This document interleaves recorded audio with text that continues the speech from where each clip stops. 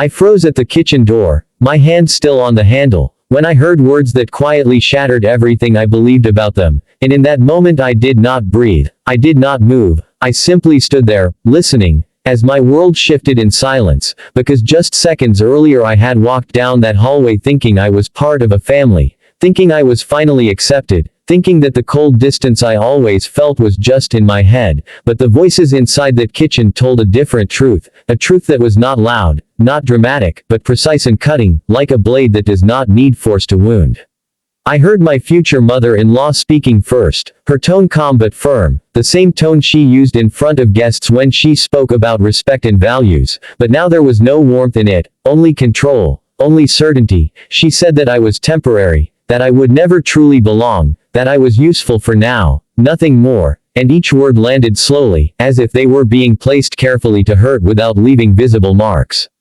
My fiancé responded quietly, almost nervously, asking if it was necessary to think that way, but he did not defend me, he did not question her, he only sounded unsure, like someone trying to balance between truth and comfort, and that hesitation hurt more than any direct insult could. I stayed there, still as a shadow, my fingers tightening around the handle, feeling the cold metal against my skin, grounding me in a moment that felt unreal, and I realized something I had been avoiding for a long time, that silence is not always peace, sometimes it is just a space where truth hides.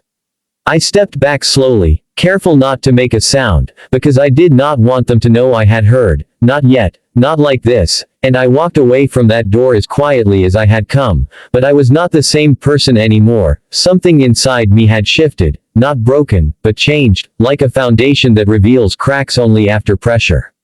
The sadness came first, soft but heavy, sitting deep in my chest as I returned to the living room, where everything looked the same, the furniture, the light, the small decorations that once felt welcoming, and now felt like part of a stage, a place where I had been playing a role without knowing the script, and I sat down slowly, my hands resting in my lap, my eyes fixed on nothing, because when truth arrives quietly, it takes time to be understood. I thought about every moment I had tried to fit in, every time I adjusted myself, every word I softened, every opinion I held back, believing that patience would build acceptance, believing that kindness would be enough, and realizing now that for some people, no effort is ever enough if they have already decided who you are. The helplessness followed, not loud, not overwhelming, but steady, like a weight pressing down, because what do you do when the place you thought was home is only an illusion, when the people you trusted have already written your role without asking you, and I felt small in that moment, not weak, but unseen, like someone standing behind glass, present but not acknowledged. That night, I said nothing, I smiled when spoken to, I answered politely, I moved through the space like I always did, because sometimes silence is not surrender, it is preparation, and inside, beneath the sadness and the quiet helplessness, something else began to form, something calmer, something clearer, a small, steady sense of awareness that refused to fade. Days passed, and I watched more closely, I listened more carefully, not just to words, but to pauses, to looks, to the things people reveal when they think no one is paying attention, and slowly, patterns appeared, small inconsistencies, decisions made without explanation, conversations that stopped when I entered the room, and I understood that the truth I had heard was not a moment, it was a system, something established long before I arrived.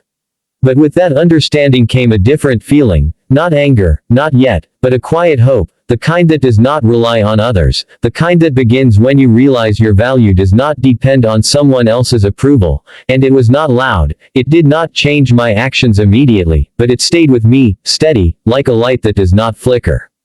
I did not confront them, I did not argue, I did not reveal what I knew, because I had learned something important, that reacting too soon only gives control to those who expect it, and so I chose patience, not because I was afraid, but because I wanted clarity, I wanted truth, not just in words, but in actions. I focused on myself, on my work, on the parts of my life that were mine alone, and slowly, the space they once occupied in my thoughts began to shrink, replaced by something stronger, something quieter, something that did not need their validation to exist. Meanwhile, their behavior remained the same, confident, assured, untouched, because people who believe they are in control rarely question it, and my future mother-in-law continued to act as the center of everything, her decisions final, her opinions unquestioned, her presence dominant, and for a while, nothing seemed to change, at least not on the surface. But time has a way of revealing what people try to hide, and small things began to shift, not dramatically, but noticeably. Plans delayed, expectations unmet, tensions rising in subtle ways, and I watched, not with satisfaction, but with understanding, because when control is built on assumptions, it does not hold under pressure.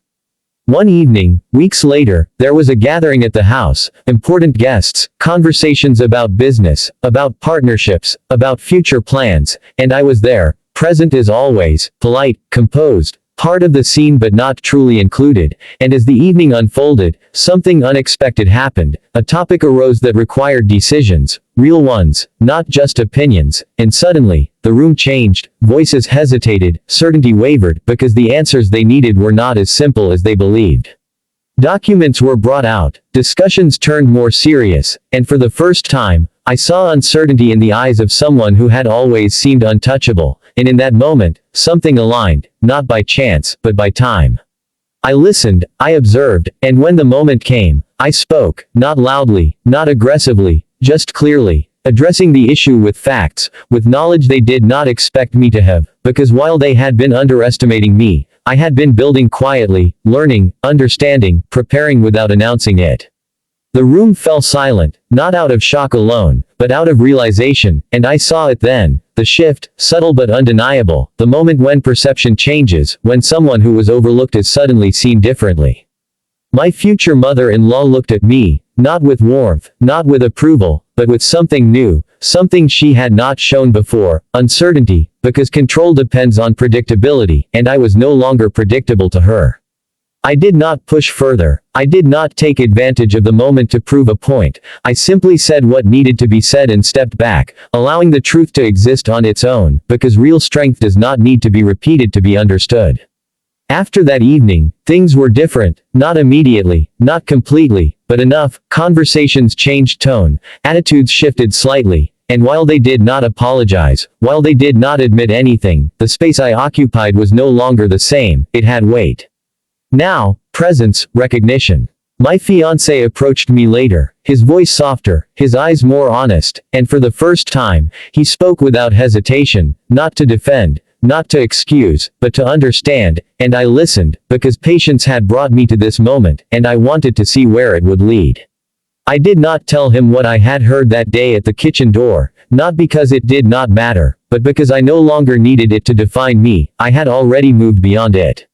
The final shift came quietly, not in a confrontation, not in a dramatic scene, but in a series of choices, decisions made with clarity, boundaries set without anger, and over time, respect replaced assumption, not because I demanded it, but because I no longer accepted anything less. And one day, standing in that same hallway, passing by that same kitchen door, I paused for a moment, not out of fear, not out of pain, but out of recognition, remembering who I had been in that moment, and who I had become since, and I realized that what I heard that day had not ended anything, it had revealed everything, and in doing so, it gave me something far more valuable than acceptance, it gave me truth, and the strength to stand without needing anyone's permission.